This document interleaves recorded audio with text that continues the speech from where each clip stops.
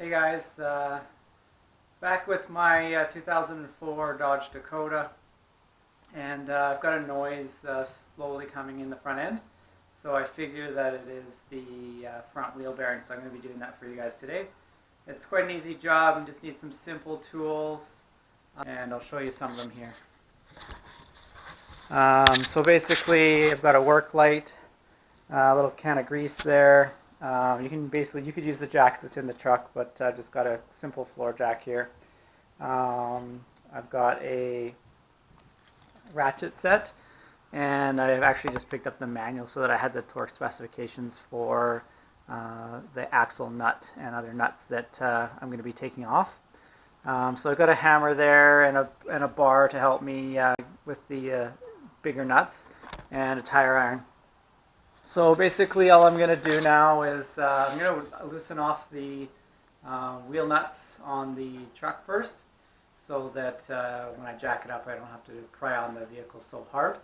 So I'm just going to set you down here, I'll do that and get the jack under the truck.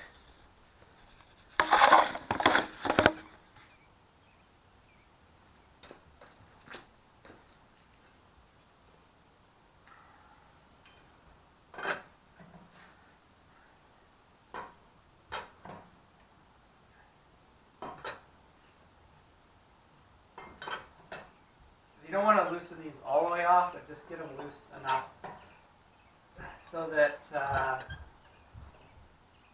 when you jack up the vehicle, you can just get them off easier.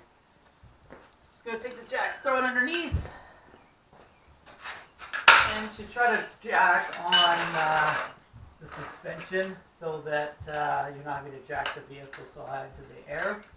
If you jack in the center of the vehicle, then the suspension droops. And I'm just going to jack up on the torsion bar, cross member. Should be fine.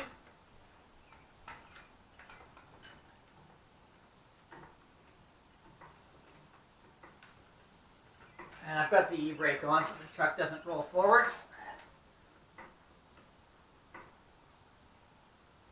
And another thing you should do as well, if you've got one, is throw one of these little jacks underneath, just so that if the jack does slip out, it doesn't fall down on you.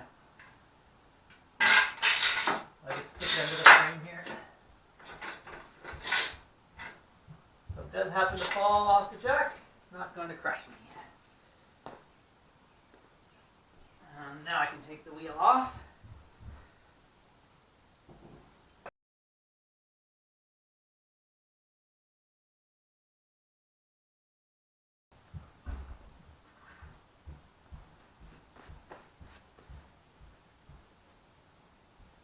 Now, before we start this job, this nut on the middle here is on with 180 or so foot-pounds of torque.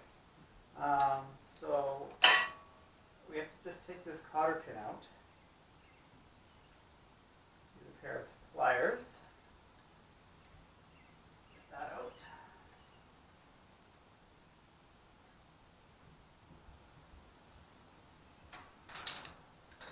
And you'll get this little lock nut and spring washer off the front of the nut there.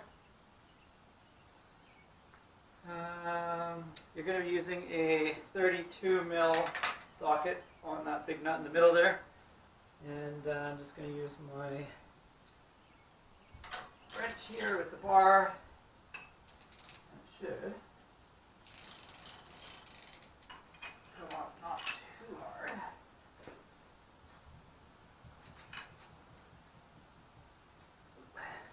Move the vehicle. So this is one problem. If you can't get this without the vehicle moving, what you need to do now is put the wheel back on. So if you pop out the center cap on these Dodges on the wheel, then you can put the nut straight through the middle.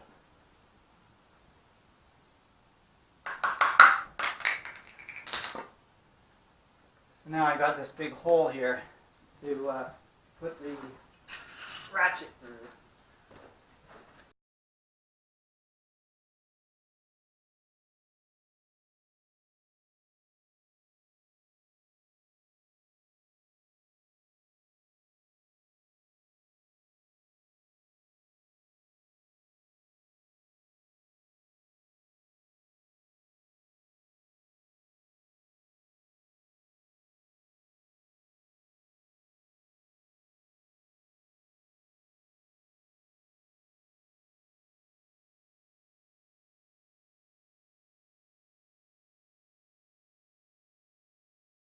Now, you want to set this aside. It actually hooks right on the A-arm there quite well. Or you can put a piece of wire around it, tie it up just so that that brake caliper doesn't fall down. And then your rotor should come off, and just give everything a little visual inspection. Mine were replaced recently, so not a worry at the moment. So now you've got the hub here with the bearing inside it, and there's 3 bolts, one at the top and 2 at the bottom, holding this unit on. And sometimes they can be awkward because they're behind here where the drive shaft or the shaft goes in. But these are a 14 mil, and you just basically tap your socket on there. And I found that an extension helps with these ones, or a long socket, which I do have in this set. I don't have a short 1/2 inch socket.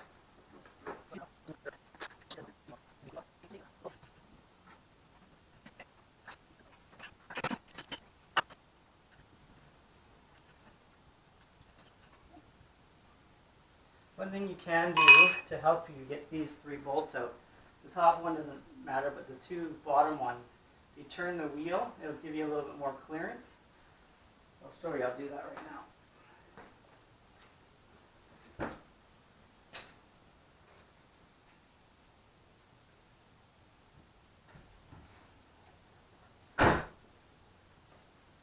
You don't need to turn it too much, just enough to kind of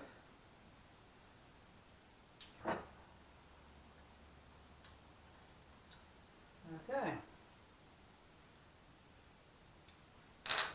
You ever get a nut or a bolt stuck in here, like I did just now? You stick a screwdriver or something up to the center, give it a punch. They usually come out of there like that. Okay. So now we've got the 3 bolts out of the hub. Got the bolt out of the center that's holding the actual drive shaft or axle shaft in. So this thing should basically come off now. Usually, because this truck's now 14 years old, it doesn't want to come out of there because it's got rust around where it presses into the housing on the vehicle. So you just basically have to tap it from the back, and it looks like this one's going to come out. Just kind of work your way around. That's it. And the hub should just pull off like that. And basically, when you get a new one, it replaces the whole hub. It should come with the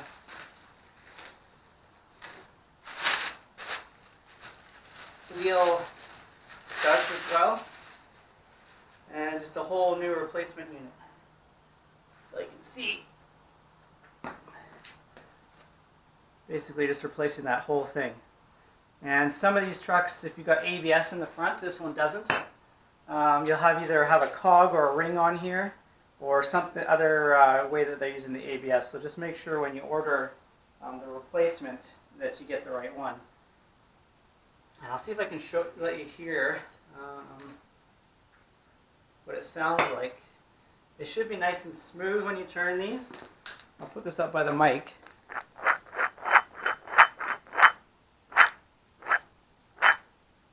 You should be able to hear it kind of doesn't sound smooth. And then if you hear the new one,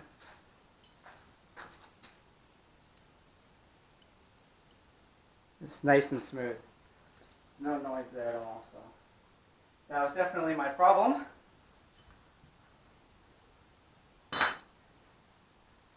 And yeah, I already did the other side, so I'm doing the second side now.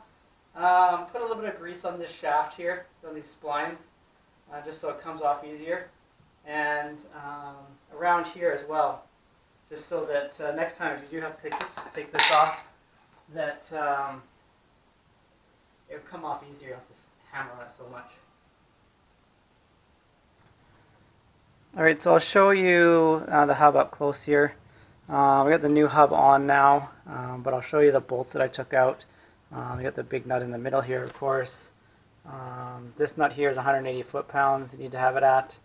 And these other 3 bolts that I took out, they're at 120 foot-pounds, I believe. So you can see they're just in behind here. If you can see very good there, but this drive shaft's in the way, so that's why I was trying to put the little short extension in there to get in behind here. And like I said, turning the wheel gives you a little bit more room there.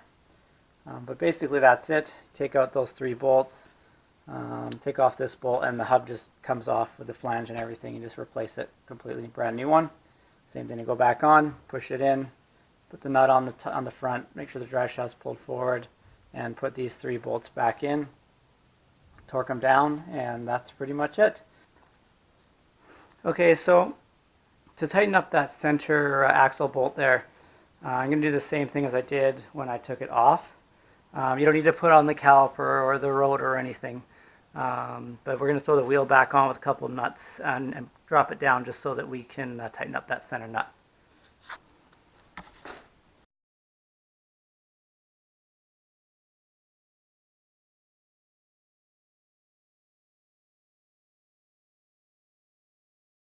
So this one is going to be at 180 foot-pounds.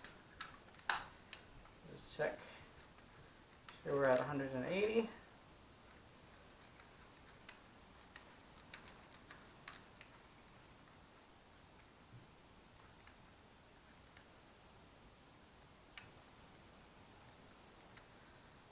And just torque it down.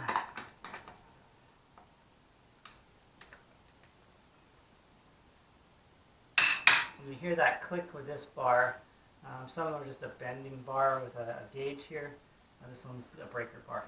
Double check, it's good. And then we'll jack it back up and take the wheel back off.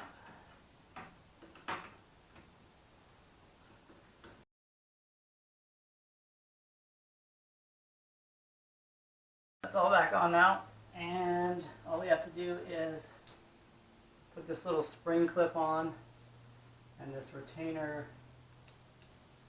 locking nut, and the pin through. So I've got the caliper back on here now. So basically threw the rotor on and then just dropped the caliper back over top, and then just did the 2 large bolts, one here and one down here at the bottom, up to the specifications in the manual that I have there. It's just a Haynes manual that I picked up from the local auto store. But that's basically it for the wheel bearing replacement.